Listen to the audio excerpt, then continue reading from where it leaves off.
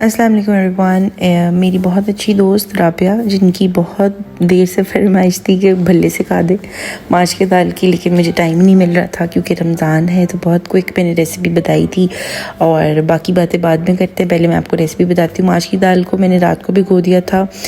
मैं बाज़ार से धुली हुई दाल नहीं लेती क्योंकि आपको पता है वो केमिकल्स लगा के पता नहीं किस तरह से धोते हैं। एनीवेज़ उसको रात को आप भिगो दें और सुबह उसके छिलके उतार लें, और अगर थोड़े से छिलके अंदर चले भी जाएँ तो वो कोई हेल्थ के लिए नुकसानदेह नहीं है, कुछ नहीं होता। उसको ब्लेंडर में डालें, उसके अंदर बेसन डालना है आपने। इंग्रेडिएंट्स सारे मैं डिस्क्रिप्शन बॉक्स में लिख दूँगी एग्जैक्ट अमाउंट, ताकि आपको पता लग जाए।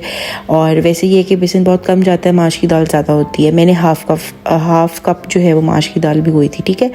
और उसके बाद उसके अंदर मैं सूखा धनिया ज़ीरा डालती हूँ, साबुत ज़ीरा डाला है, और नमक डालें, लाल मिर्च डालें, और बस उसको आपने अच्छे से ब्लेंड कर लेना। थोड़ा सा पानी डालें, बहुत ज़्यादा रनी नहीं रखना, यानी कि बहुत पतला नहीं कर देना। थोड़ा सा पानी ऐड करेंगे और थोड़ा सा चाट मसाला भी आप ऐड कर सकते हैं। लाल मिर्चें और नमक आपकी चॉइस है कि आपको ज़्यादा मिर्चें रखनी है, कम मिर्चें रखनी है। और तकरीबन हाफ़ ग्लास मैंने पानी डाला था और इसको आपने जो अच्छे से ब्लेंड कर लेना है।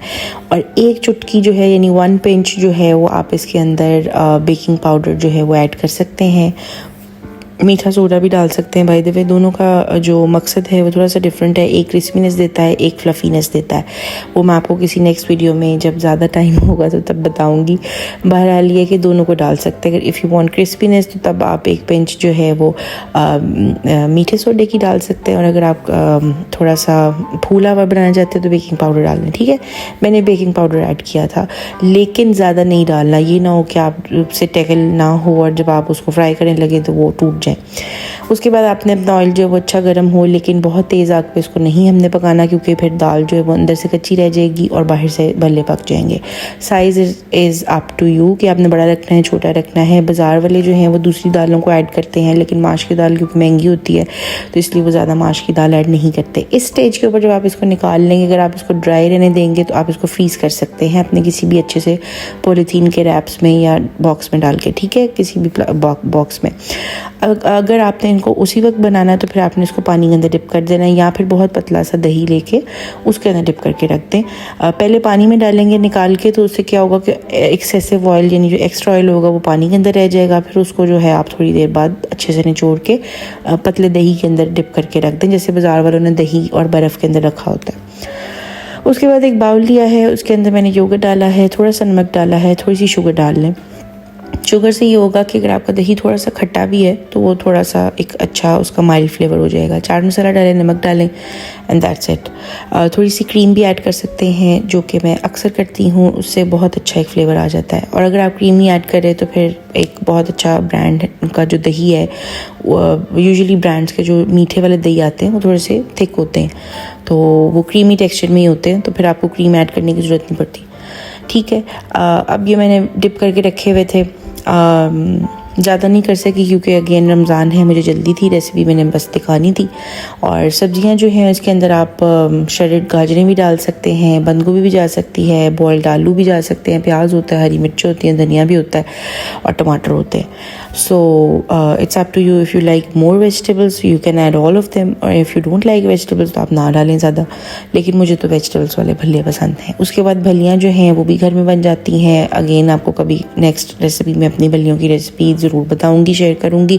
मैंने उनको भिगो के पहले से रख दिया था, और वो ऐड करें। उसके बाद मैं इसमें आज ग्रीन चटनी डालना भूल गई, पुदीना धनिया की, और इमली की चटनी डालना भी भूल गई। अदरवाइज़ आप ऊपर वो भी ट्रिजल कर सकते हैं, बड़ा अच्छा फ्लेवर देते हैं। फिर मैंने पानी के अंदर जो रखे हुए थे भल्ले, वो थोड़ा सा उनको मैंने पानी को निचोड़ के अच्छे से यानी स्क्वीज़ किया और उसको ऊपर रख दिया। उसके ऊपर आप अपना दही डालें, चाट मसाला डालें, और मैंने अपने घर के जो होम ग्रोन मेरे पास लेटस है, या फिर आपके पास ग्रीन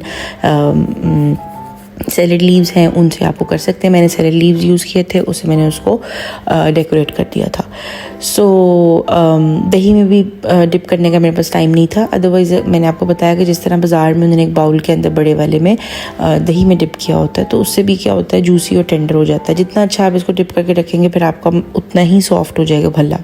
अगर आपने फ़ौरन बना लिए और आप उसको फिर जैसे मुझे जल्दी थी रखेंगे तो थोड़ा सा सख्त रह जाएगा, लेकिन अगर आपने फ़ौरन ऑयल से निकाला, पानी के अंदर उसको फेंकें, ऑयल टिश्यू पे बेशक ना रखें, पानी में डालें, तो वो ऑयल एक्सेसिव उसका निकल जाएगा। उसके बाद आप आप उसको 10 से 15 मिनट बाद जो है वो पतले से दही के एक मिक्सचर में फेंक दें और वो पड़ा रहेगा। 15 से 20 मिनट भी पड़ा रह सकता है, ज़्यादा भी रख सकते हैं। और जब आपने भल्ले सर्व करने हैं तो उसके को निकालें और ऊपर रख दें।